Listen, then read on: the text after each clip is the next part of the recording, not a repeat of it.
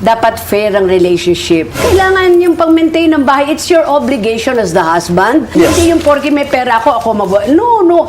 As a husband, it's your responsibility na aasikasuhin ang maintenance ng bahay. Ako ngayon ang mag-aasikaso ng marketing. I make sure na yung akin ay nasa akin at yung sa kanya ay nasa akin.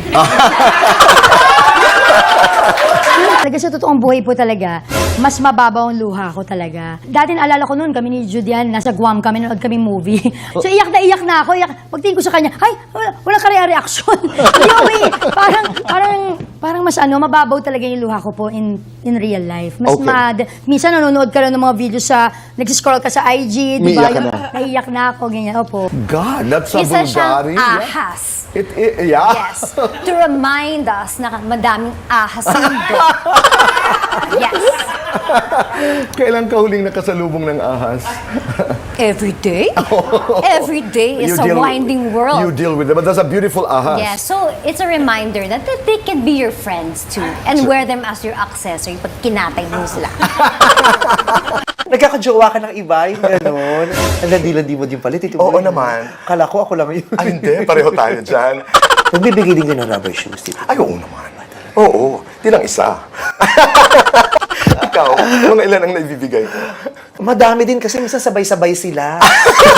Hindi na kasi isa yung humihingi. Minsan nga magkakakampi pa. Kaya nga naiinis ako. Buti na, nag-uusap-usap ba? Before their announcement, they actually told me first about the engagement. Sa totoo lang, masaya ako para sa kanila. Isang bagay ito na matagal nilang hinintay, 13, 14 years, is no joke. And now, it's really happening. Pero magiging dasal ko lang para sa kanila is, mahalin nila ang isa't isa, intindihin nila ang isa't isa. Diba? Sila ang magkakampi, magkatuwang, magkaagapay sa buhay.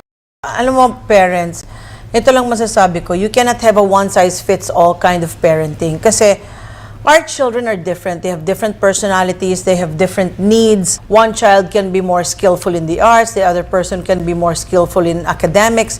So you can't compare. Yun din yung parenting mo. Hindi pwedeng pareho.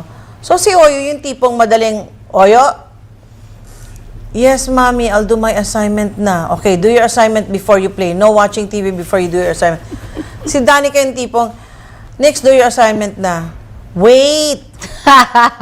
Nika, do your assignment na. Wait nga! Danica, do your assignment. Yeah!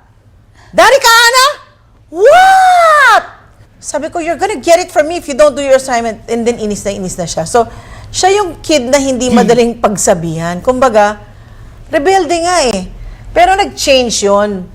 Parang there was a time when I started opening up to you. Remember when I cried? Bagong break ako nun. Tapos kaka-break mo din lang. Tapos nagkaiyakan kaming dalawa. Kasi, Danica, tapos sabi niya, Mommy, why are you crying? I broke up with my boyfriend. Iyak ako ng iyak. Tapos nakarelate siya kasi kaka-break niya lang din sa boyfriend niya. Feeling ko yun yung time na naging close tayo. Tapos natutulog kami magka-holding hands pa.